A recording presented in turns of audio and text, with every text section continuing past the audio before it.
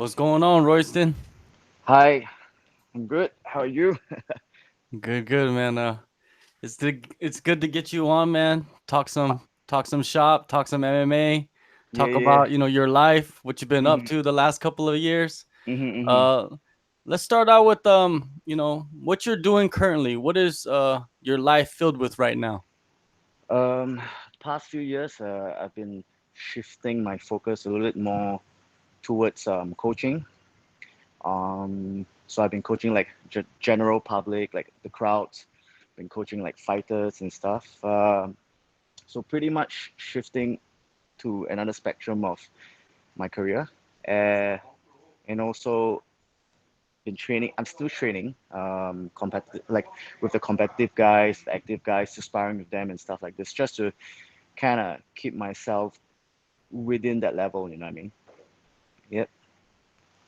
Now, who are you coaching? I thought I seen you in a corner of a couple guys. So could you talk about the guys that you're coaching, the fighters? Uh, we have a few coaches working around to help the guys. The few up and coming guys, pro and amateur. MMA guys. We have like Gary Tang. We have Nico in ONE FC. We have Nasri. uh, uh, uh, uh, um, and then a few amateur fighters like Aloysius and Carol. In fact, they just won their fight 2 weeks ago or last weekend. Yeah.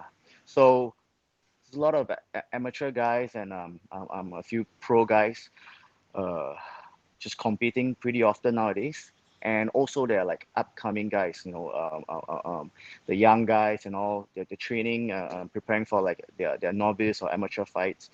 So, I'm just like around in the scene and helping them as much as I can or giving advice as much as I can based on my own experience.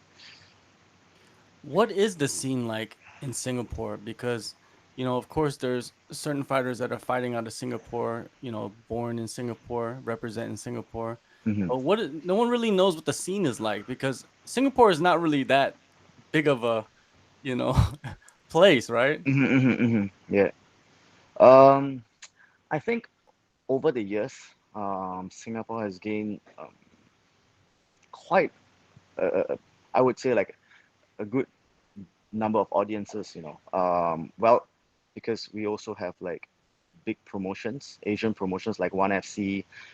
We have grassroots promotions like Singapore Fighting Championship, which happens every few months. And all these little things, they kind of help. They accumulate, and then people get curious over the years. More people start watching. Um, so now I would say it's pretty good. UFC came to Singapore twice as well. The attendance I saw was really good.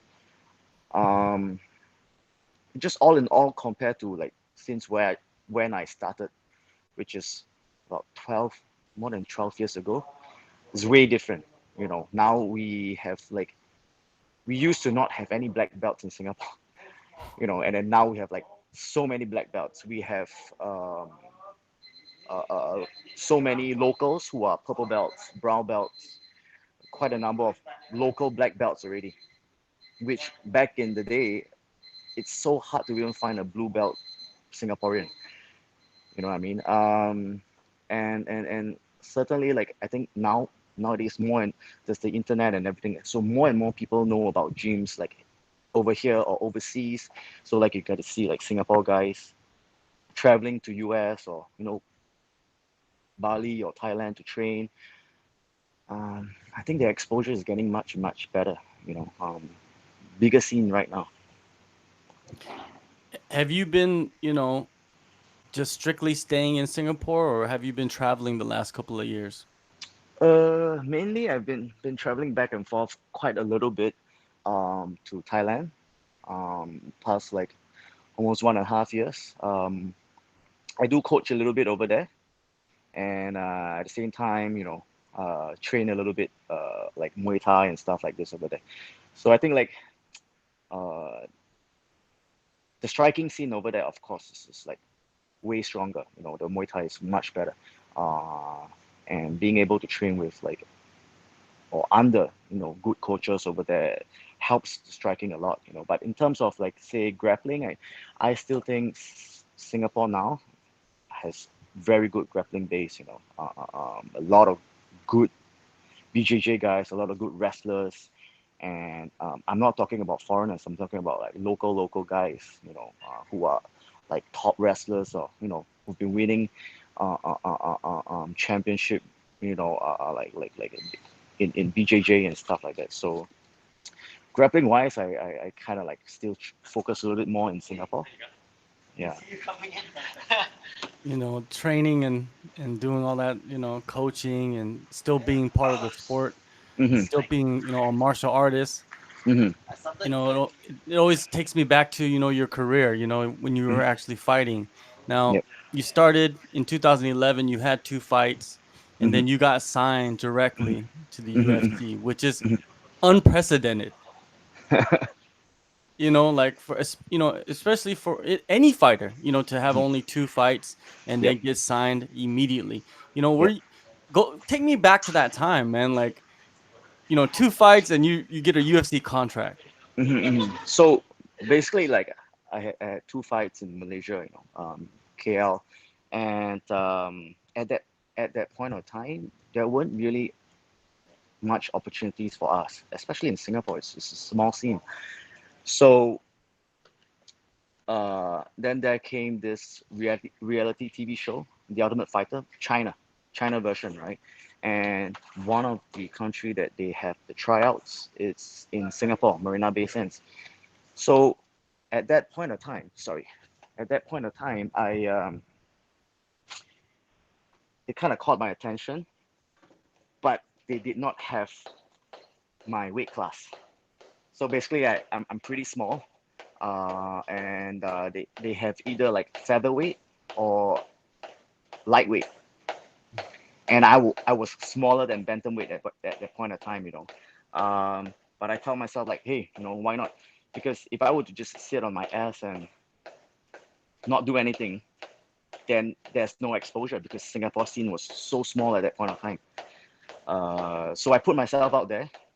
I went through the tryouts and all, and I got selected at the end as one of the alternates. So they flew me to Shenyang, China. I stayed there for slightly over 3 weeks, and that's where I have more exposure with like the UFC guys and all that. They've seen what I did in the tryouts, um, and I was really hoping I could be in the house because I was an alternate, right? So I couldn't stay with the guys, the main guys. So I waited 1 week, 2 weeks, 3 weeks, and then I think like came like slightly after 2 weeks. So one of the scouting talent that was like telling me, hey, we're planning to do a show in Singapore, and we're looking like for a Singaporean, and like we have you now. So like, are you interested to be in the event? At that point of time, like it was just, I think it's every fighter's dream to be asked like this, to be able to fight in the UFC straight. But at that point of time, right before, I already signed a contract with another promotion. Mm. So luckily, I could like negotiate my way out of the promotion and the contract, and then got myself straight into the UFC. Yeah. Was it hard to get out that contract? Now, contracts are sometimes it's very difficult, especially in mixed martial arts or even combat sports. At that point of time, it was pretty easy because my manager, he himself, he's a lawyer as well. So he was able to like negotiate, and at that point of time, the promotion is fairly new. Mhm. So certain clauses kind of like gave us a leeway out. Mhm. So luckily, So the lesson is get a manager that's a lawyer. yeah, definitely helps. Really, definitely helps. He's my boss as well, so. Now, you get into the UFC, you have a successful UFC career, man. You go 2 Mhm, and 1, mhm, you mhm. know. I never heard like why you stopped fighting. I want to know like exactly what's the reasoning behind, you not continuing your career? Because I'm pretty sure it was a shock to many people. Mm-hmm, Um, to be honest, I was shocked as well. Like, I won two fights, and then I lost the last one, and then I got cut after. Uh, but I guess it is what it is. Like, probably um, performance isn't what they wanted, or probably they realized, like, maybe the market in Singapore is too small, and or stuff like this. Because I know after I got cut, like the next like 1 2 years, there are quite a number of China fighters got cut as well. Mhm. Um, so I guess like probably at that point of time they were thinking, okay, maybe like Asia markets isn't that attractive for that point of time. Um, and I know like there are a few like really good China fighters that still stays in the UFC. And then probably they were thinking like maybe we could make something out of it, and then they start signing a little bit more Chinese fighters. Uh, but I have to say the Chinese guys were really good. They Mhm. are still those that are still in the UFC, they're really really good. So hopefully one day would UFC would look at the Asian markets as a whole once again. The Southeast Asian market as well. Yeah, but yeah. So there were a few the past few years there were a few like offers for me, but I never really kind of like accept it because um, I'm not as young as I used to be, so I need to kind of like think of it in economical sense as well. um, Whether is it worth it for me to come back and fight again, um, and if I were to fight, what is the main motivation? um, because right now the offer that I got, um, in terms of money wise, isn't what I wanted. But without fighting, I could make like way more than what I was offered. So it kind of didn't really give me any motivation anymore. Uh, so I know like people will be saying like money shouldn't be blah blah blah, but end of the day, fighters' career, you know, it's the lifespan is not as long as like other sports or something. So I feel like as I grow older, I need to get a little bit wiser on what is my next step. And if I were to fight, what is my real motivation? Yeah. Yeah, money is blood, man, and without without blood, you can't live. Yeah. Just like money, and you gotta Exactly. look at you gotta look at your longevity too. Yep. The career is short, but I'm pretty sure for yourself, maybe not fighting in the UFC anymore, was that part of it? Since you reached the highest level of the Hmm. sport, and it's like if you're stepping, away from that level, Hmm. you Hmm. kind of want to have some major financial benefits from it, right? Yep. Was that kind of part of it? Uh, that was one of the few factors I feel. Of course, like I'm not sure now, but at that point of time, like um, they pay pretty well. They pay pretty well compared to other promotions.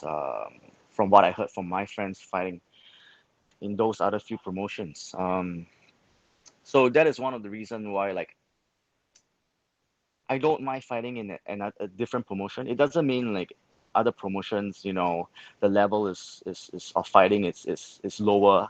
I see a Mhm. lot of good fighters outside of UFC as well. Um, but the only thing that's kind of like stopping me is really money, the bonuses and stuff like that. Um, it's like one step down where me not having to fight now, I I live pretty comfortably, you know. Yeah. Yeah, that's the perfect situation, man. No one can blame you for that. Yeah, Now, yeah. when you're in there training, though, when you're in there sparring, though, like with these guys that are fighting now, do Hmm. you ever get that feeling like, damn, man, maybe I might have to get back in there, one time or two times or whatever. Do you Hmm. ever get that feeling? To be honest, every single time, like Mm, when I'm training the guys for fights, when I'm sparring with them, when like I'm going down and cornering them, or even when I'm not there at the actual event, just watching it on live, kind of give me a little bit of jitters and like oh shit, man, I wish I was there. I wish like I'm the one inside. Yeah, definitely. Um, still, there's still this fire in me. Um, but like I said, I need to be a little bit wiser, thinking about like other things, because you don't play fighting. Mm. We can play soccer, play basketball or tennis or whatever, like, but when you go into a fight, it's serious business, so yeah, I gotta really think about it.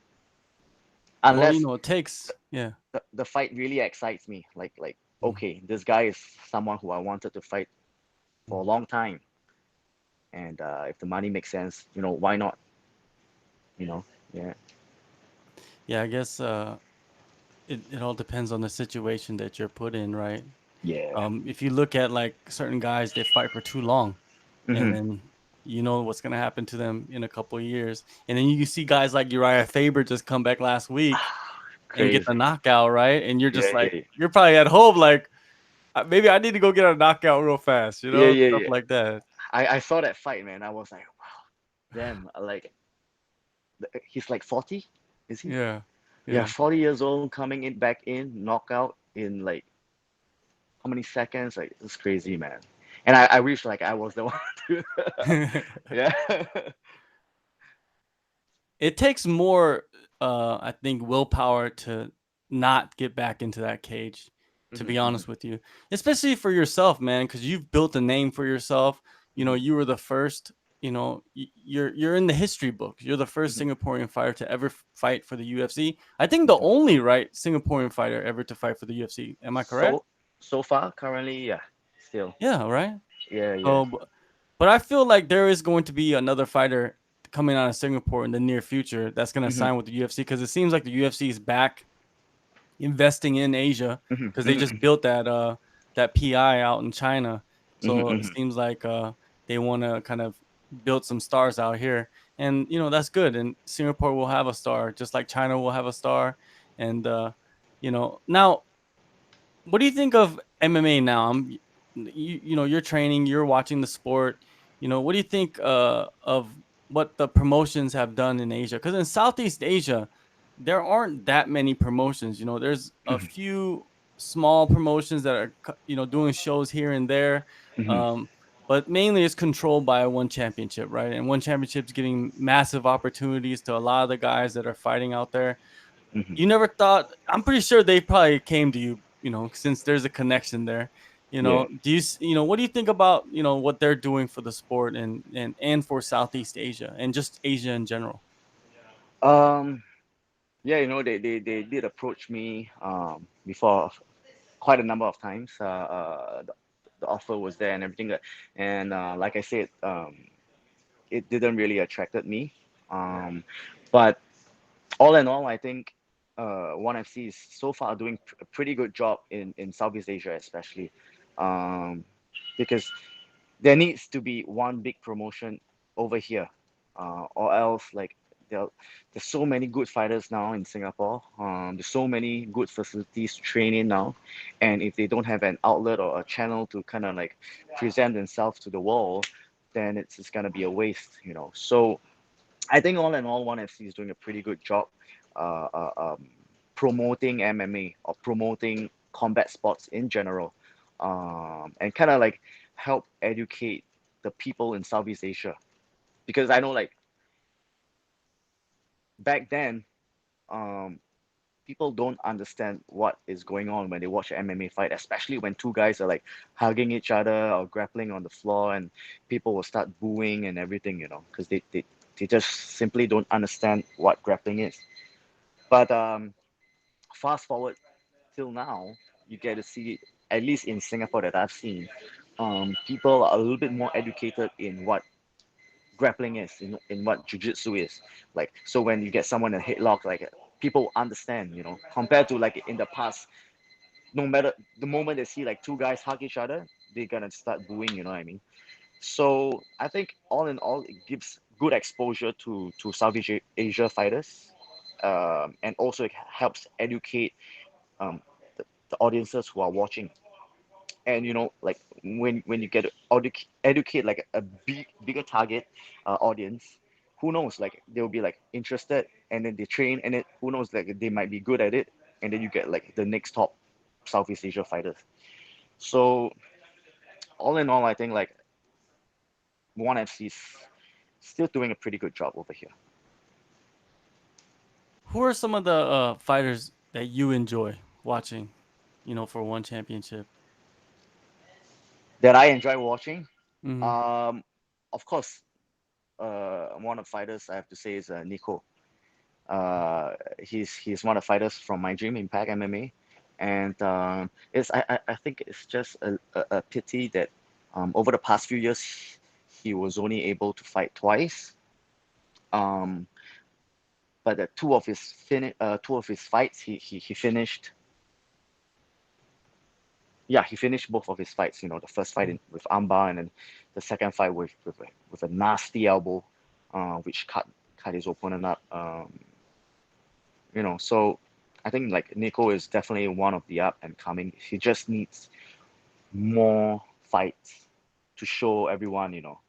Um, Other than that, there are actually so many good local fighters.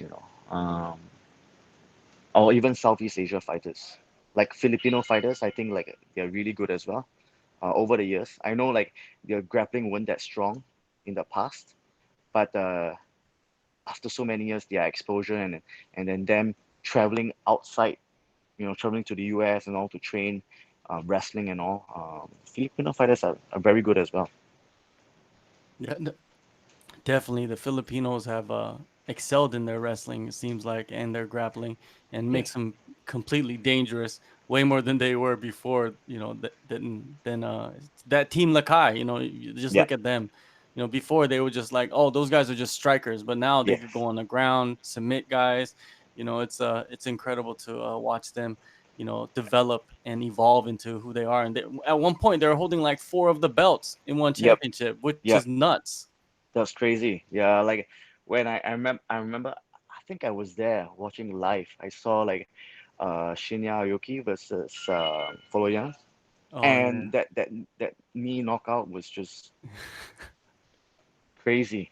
Like most people would think like, that guy doesn't know like grappling, or like it's of course not gonna be as like superior as Shinya, right? But he played the game well, and then he got the champion.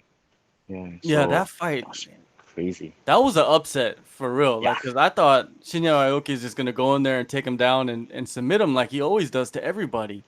And then exactly, Edward, he just showed another level and just defended everything. And then, of course, he finished him with strikes, which was exactly. nuts. Because I think like at what he is, you just look at his physique. He's just physically strong and explosive, great cardio. Uh, uh, uh, um, if he doesn't know like how to grapple or wrestle or even defend takedowns, then I would say he would lose for sure. But I think like just with that little bit of knowledge on how to defend the takedown and or even get back up right away and put the fight standing, really just change the whole game. So imagine like with that little bit of grappling experience, this is what they can do. Um, Imagine now. Mhm. Imagine in a few years' time. So I think like the few countries that in Southeast Asia that really impressed me is like, of course, the local fighters, and then as well as like Filipino fighters. I think like pretty dangerous these two. Right now, it's Hmm. like a gold mine in Southeast Asia. You got Hmm. the Burmese fighters. Hmm. They haven't even developed into the fighters, the best fighters that they can be right now, Hmm. and they're Hmm. still young. You got the Indonesian fighters still coming Hmm. up. Yep. Of course, Singapore. Even the Thai fighters with their extremely good base in Muay Thai coming Exactly. up. Cambodian fighters. Next step, you'll start seeing Vietnamese fighters, and Yeah. Taiwan has fighters coming up too. Hmm. It's Hmm. a it's a whole new world, man. Like it's hard to say that it's been around for a long time because it has, but it hasn't at the same time. Martial Yeah. arts has been around, but Hmm. it's just Hmm. the MMA hasn't been around as much. Yep. In Japan and like Japan and Korea, I think Korea. has been around longer, Yep. but now Southeast Asia is starting to catch up, and Yeah. they're gonna be developing some monsters out there, and you see some of them coming up, and they're still young. What do you think about that Eddie Alvarez versus Edward Folayang matchup that's coming up? Wow.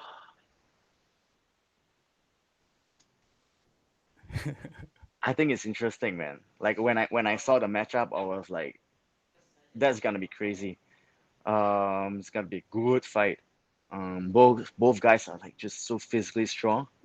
Mhm. Um, but if you ask me, like, who am I gonna put my money on? I'm gonna put my money on Edward Foloyan. Oh yeah. Yeah, yeah, yeah. I just think like I think like the few Team Lakers guys are just in their prime right now, you Mhm. know. And I think like Edward Foloyan, no offense, but I just feel he's kind of like ever since the corner fight, um, he he just isn't like himself, like what he used to be anymore. And I was a little bit shocked when he kind of like lost his first fight in ONE FC. I wasn't that shocked because his opponent was good as well, you know. Mhm. But just ever since I saw the corner fight, he just doesn't seem like who he used to be anymore. Yeah, I think he kind of like Eddie Alvarez, like he's a good wrestler, you know.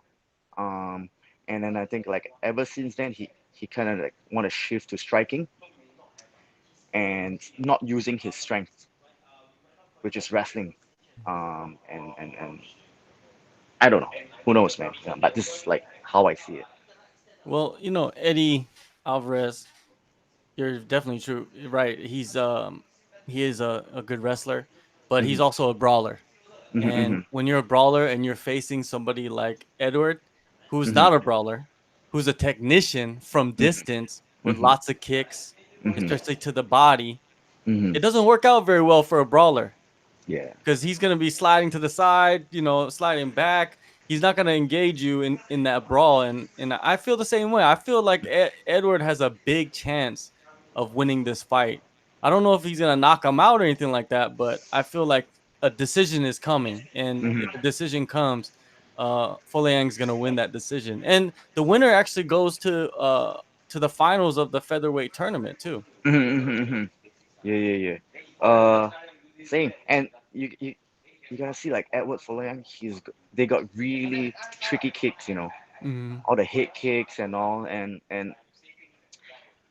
like you said, Edward is a technician, but if he were to put in a situation to brawl, he will brawl, and he's strong, you know, still. Hmm. So I don't know. I believe I will see a knockout though. I hope so. I hope there's a knockout either way. It's gonna be fun. It's gonna be Yeah, fun to it's watch, gonna be good. especially in Manila too, where it's crazy out there. There's like you were there a few times, right, for the one events? In Manila for the one events, no. Like No. Oh, I okay. was in Manila for the UFC event. Like I fought there Hmm. Hmm. once. But you know, yeah, Philippines is crazy, man. This is a fight culture. Hmm. You know, so like the fans really appreciate like fighting. So it's a great crowd there. Do you go to a lot of the one events when they have them in Singapore? Quite a few the past few years. But recently, like not really because like I'm also pretty busy and like for example the Nico's fight, the recent fight. I wasn't able to travel over there with him. But yeah, the past few years, yes, quite a bit. Now you've been with your gym Impact for a Hmm. long time. What is your role now compared to what it was before? Um, of course, like now I help to build like the younger new fighters as well. And I also help like the guys who have been in the scene for quite some time, the amateur guys, the pro guys. So in a way, like for the competitive side, I kind of help them. in terms of advice based on my experience, or if I were to see like there's some technical issues that they were kind of struggling with, and I will kind of show them how is it to do certain things. And like there are some guys who are new, and like before they go to a fight, it kind of messes their mind up. So I'll kind of like prep them mentally as well, not just physically, how it is to be going into a fight, you know what I mean? Especially those guys who are transitioning from amateur to pro, it's very different. Yeah, so I kind of like give advice, be a mentor to the guys, and at the same time train with them, spar with them, to let them see like what's the difference in the level, you know what I mean? And not just helping them, but I help myself as well, because like some of the new guys, uh, everyone have their style, Mm. and then some of the new guys might catch me off guard, like, whoa, that's pretty good, and I learn from them as well, so I think it's all in all, we kind of like just help each other. Outside of, fighting and the gym, what are you doing? Are you doing anything else? um for me, like the past last year, I kind of I had my own official website.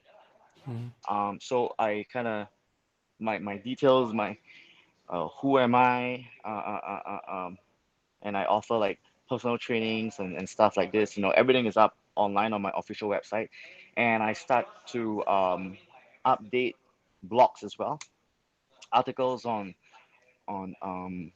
very general stuff, like probably sometimes I would talk about fitness level, not just for fighting, but just in general fitness.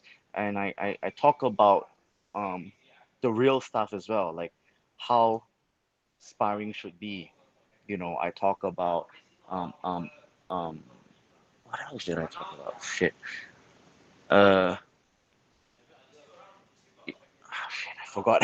But like kind of like related to fight, related to competition.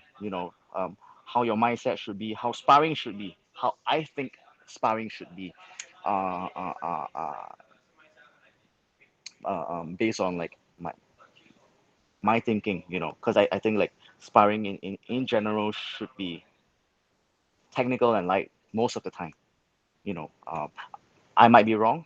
I might like some other gyms might think that sparring every time should be hard and all. That's how you train the fighters and stuff. But I have a different approach for myself and the fighters as well. And I feel uh, the guys over here, because of this culture, um, they are more technical in general compared to like elsewhere that I've seen. But if they were to end in a brawl, they can brawl as well, kind of. So to me, like I feel the best fighters are the ones that are able to adapt the most, rather than telling yourself like, I'm just one style, I'm just this style. You get what I'm trying to say? And I learned this kind of like open-minded kind of thinking from like Thai fighters, Mm. like the Muay Thai guys, the Thai fighters. They are they're just so adaptable. Like you will never see them say like I'm one style. You can see them change to southpaw. You can see them clinch. You can see them, they can like play like many style. And they will never say like I'm just one style. I can't adapt. This is my style. And I feel like if people could think this way in MMA, it would really bring their game to the next level. Gone are the days. I feel gone are the days in MMA like specialists Mm. will dominate fights. Now it's like really mixed martial arts. Like who makes everything the best? Of course, like people are gonna tell me, oh, but look at the champion now, like Khabib. He just wrestles and mauls everyone. But again, how many specialists are this kind of prodigy, this kind of elite level?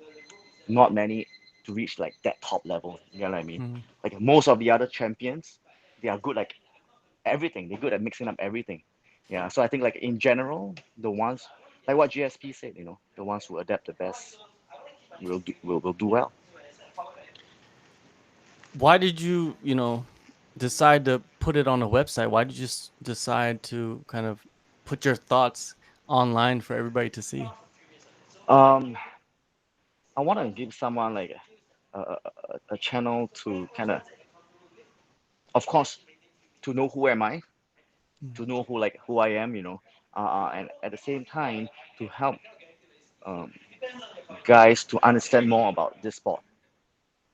There are still people thinking that you know uh, uh, um, fighting is all about violence. Still, people thinks that training should be hard and grueling, and if I'm not injured, I'm not training, that kind of thing. Or every session should be hard and stuff like this. So I know there are a lot of people following me who are either fighters or just like people who just purely just want to learn about martial arts or combat sports. And there are so many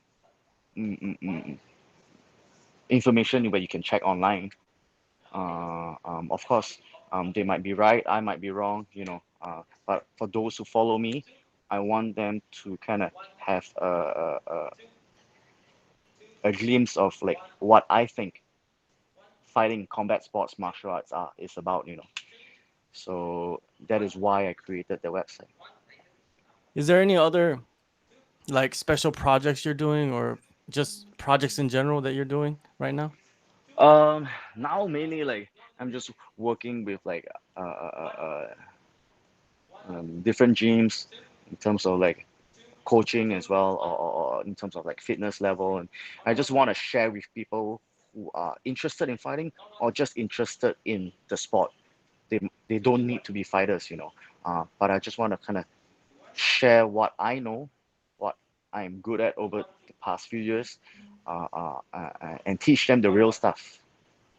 I want them to really know how to punch well, to understand the physics behind striking, behind grappling, behind MMA, rather than just going through the motion and think, I watch a YouTube video, and this is how MMA should be. But people need to understand like the media is the media. Like sometimes it's just like exaggerated 100 times more.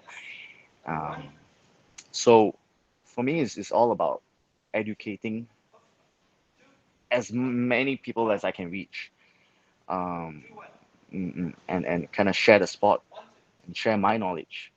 You know, What do you get out of it, when you're sharing this knowledge with other people, and you teach them things and they learn, as a teacher, what's beneficial for you? it's it's it's, it's totally different from fighting. Uh, I feel like when I was fighting professionally, being in that stage, it's a different level. It's a different level, whole different game. But then now that I moved into this other stage in my life where I'm coaching people, fighters and non-fighters, uh, I think it's a level higher because now it's not just about me. It's about everyone that cross paths with my life. Mm. Um, it's just the sense of achievement, being able to help others. Be it, some of them want to lose weight, some of them want to be stronger, some of them are just like so into the sport itself. They want to understand like the science behind it, and how to throw like a good kick, a good punch, or how to do a good takedown, that kind of stuff. Uh, from seeing, I've coached people with totally no experience, zero, no martial art background, and then like half a year later, 1 year later, you start seeing like huge differences. It really just kind of is a testament to myself, like, hey, what, I did a good job, I feel not bad, right? Like they could be of this level. Because sometimes when I coach new guys, coming to my class, right? And I would ask like, do you have any experience? Have you trained before? Blah blah blah. Some of them told me, like they have like a few years experience in Muay Thai or whatever.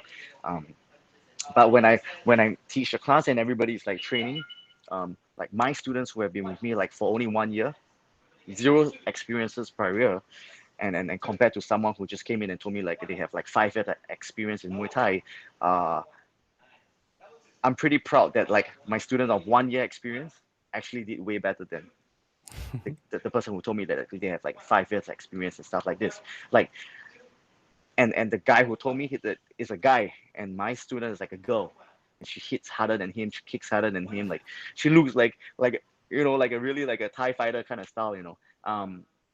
And that kind of thing kind of makes me really happy. Like, I know I did a good job. I might not be the best, but I feel like I did my best, and it shows. So all this thing kind of help me kind of push on, motivates me to like, hey, you know what? I want more people to come and train with me, and seeing them improve really just it's nothing better than helping others. You know, Back then was just about myself, and now it's like about others as well. Yeah. Has it seemed like Singaporeans they're like more into fitness nowadays compared to before? Because some countries they're like not into fitness at Hmm. all. You go to certain countries, it's like everybody's like they're not fat, but they're not fit either. They're Uh just huh. like especially for Asians. They're just Hmm. like they're just thin. And does it seem like that in Singapore? Like more people are getting into the fitness and more people are getting into being in shape compared to, let's say, 5 years ago. Hmm. Oh, definitely in Singapore, more and more people are into like fitness, healthy living, healthy eating. Um, but actually, I think not just Singapore now. Like, Mm. I feel like almost the whole world is going into this like healthy living trend. Like I say, like I've been in Thailand very often. The past 1.5, 2 years. Same over there. I think like I have friends from Malaysia as well. Same the people over there as well. Um, I just think because like of the internet, social media, and everything, people are a little bit more aware now, and they are really like a little bit more conscious in the way they live their life. Of course, you're gonna have like a few like people who are lazy, but I think in general, Singapore itself for sure, it's moving towards that fitness trend, and that is why how I think martial arts and combat sports come into play as well. Uh, it's not just like going to a gym, lifting weights, and then I'm done. Like the beauty about combat sports or martial arts is you get to interact with people. You get to do your cardio, to do your body weight workouts, and at the same time have this kind of resistance training between you and your friends or your partners. And I think that's the one that kind of gets people going. Like if I'm tired from lifting weights, I'll be like, you know what, I'll just cut myself some slack today.